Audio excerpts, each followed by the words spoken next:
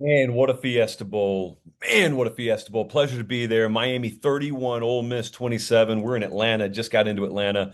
Flew overnight to get here. Peach Bowl later tonight because you're probably watching this on Friday morning. But man, 4.5 Chalai Classic out there in the desert. I'm looking at all these stats over here. Like, there are people that are suspicious. They're suspicious that we called this thing, man. We laid the blueprint for this thing out so much that some are saying we had spoilers to the game. Well, no, we didn't. But I did say, first off, I think Miami's going to win. I think Miami's going to cover, win against the model to do that. So we get a Miami win, we get a Miami cover. But you remember last week, it was kind of a weird breakdown when we broke down the game because I broke down that I thought Miami was going to win, but then I laid out this entire trapdoor theory where if it goes wrong, this is how it would go wrong. And guys, I'm watching that thing unfold. And I'm seeing Miami, they're grinding out their rushing yards early and they're dominating time of possession. They're dominating total plays run. They feel like they've grabbed the game by the throat. And yet it's a one possession game. And you're looking around it, all of a sudden, Keywan Lacey rips off that long run, and you're like, dude, what? First off, Miami's trailing at that point, and they get the lead back. But I thought it may slip away. I want to sit here and tell you that I thought Miami had that game and it was never in doubt. Well, Bud, when you lose the lead in the fourth quarter, obviously the game's in doubt. Now, I think Miami had built an edge on some of the criticals in the game where the fourth quarter was going to be theirs as long as they didn't continue to shoot themselves in the foot. And I'll talk about that in just a second. But I thought that the trapdoor theory was going to fully come to fruition in front of our eyes. So the trapdoor theory, for those who missed the shows last week, was this theory I had that there's a style of play that Miami incorporates where when you go up against a team like Ole Miss, you could just grind out yards. Like you don't let Trinidad Chambliss bite you early. Ole Miss doesn't get off to an overly hot start, which they didn't. And as a result, you're just kind of, as Miami, letting the game settle in. And you're leaning and leaning and leaning and not a ton of fireworks, but it's okay because that's your kind of game. But the one downside to that kind of game is it doesn't get margin. It doesn't extend a lead. And so you can have things happen like you're winning in total yardage, you're winning in total plays, you're winning in time of possession and all this. But if the other guy has explosivity capability, a lot of syllables there, then it just takes one. As long as you're playing that tight, low margin for error game on the scoreboard, just takes one.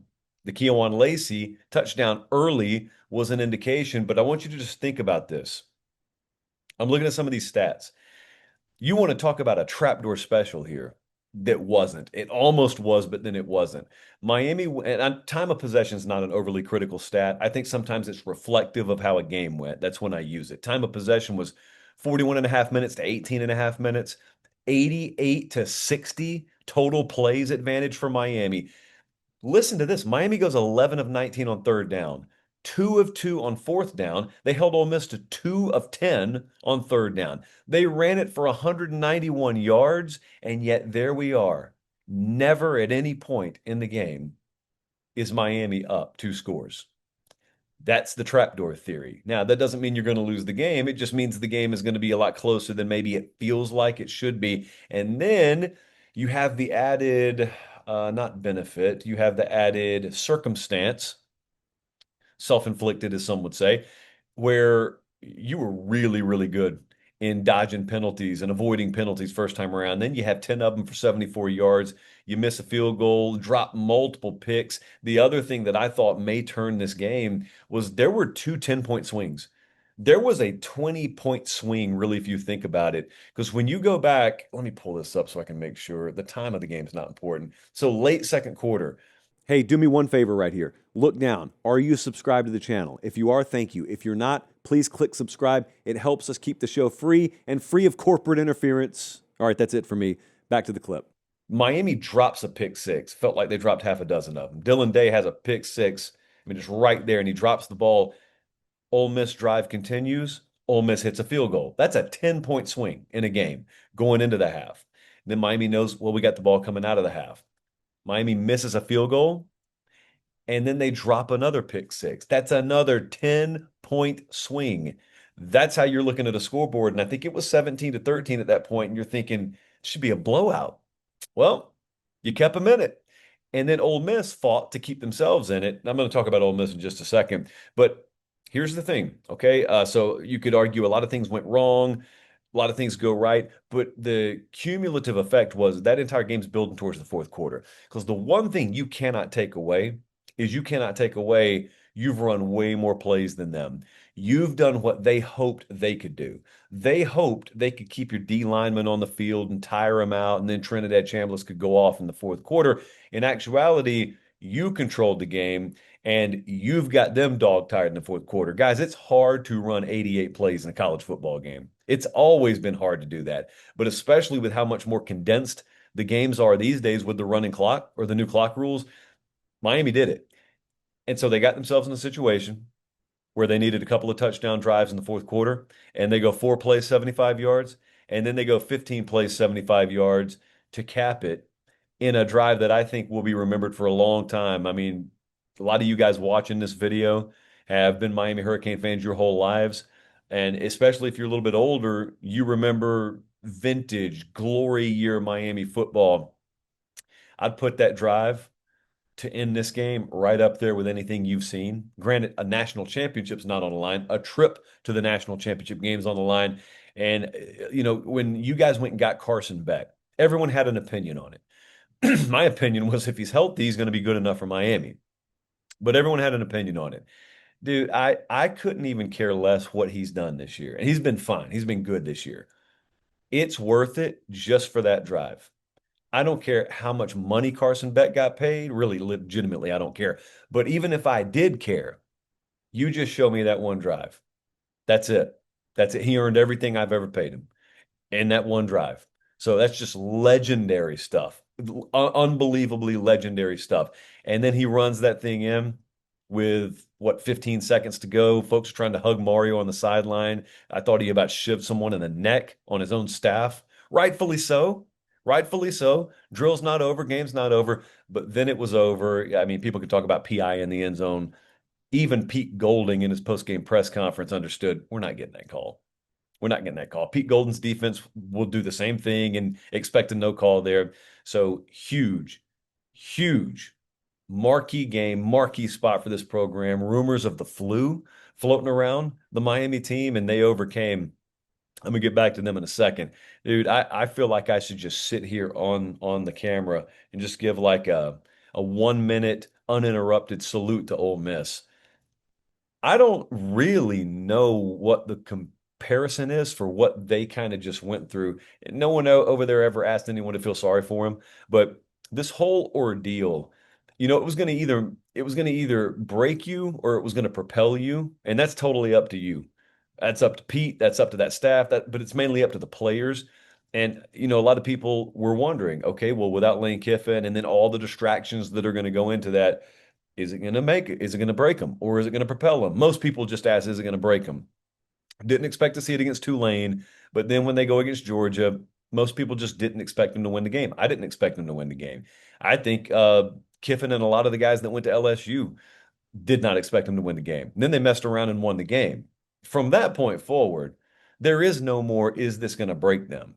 Because they had bottled that stuff up and it propelled them. Now, that doesn't mean you can't get beat by a better football team, which they did last night in Arizona, but it took special stuff there. A lot of these programs out there, a lot of fan bases, you always want to talk about how your place is different.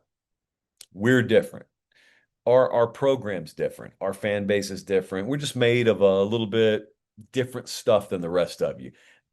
Sometimes I think it's laughable. If Ole Miss folks want to say that right now, I got no problem. Because candidly, I don't think many groups of people out there would have even put up a fight against Georgia a week and a half ago, much less beat them.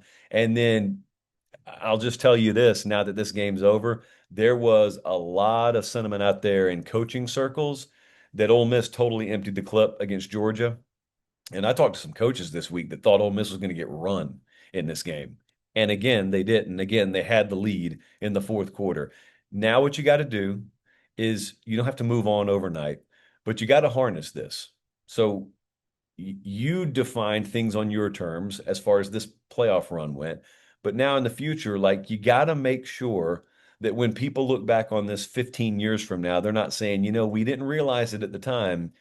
But that interim tag slash permanent tag Pete got and that team there in 2025 slash six, that was as close as we were ever going to get. That's what you control now. You control that fate now. But I was watching a video as we were on the plane coming into Atlanta. Someone sent me a video of our show, which was then called Late Kick back in 2022. I think Miami had just lost to like Middle Tennessee or Duke because they were doing that stuff not too long ago at home. And someone asked me, it was a mailbag episode. Someone asked me, "Oh, should I be worried about Miami?" And I said, "Well, if you're worried about this season, yeah, you should be worried." Because they had just lost a terrible game. Said, "Yeah, man, this season's gone off the rails. Of course you should be worried." But if you're worried about the long-term perspectives of this program, no, I don't feel any differently today than I did before they just lost in terrible fashion. It's 2022, mind you. So there's a lot of cultivating of the topsoil that needs to be done before you can even plant the seeds that would eventually grow to become what we see Miami to be today. But the point I made, and I'm glad someone tagged me in it because I had forgotten about it. The point I made was Mario is going to be there. His critical, like nucleus of staff are going to be there.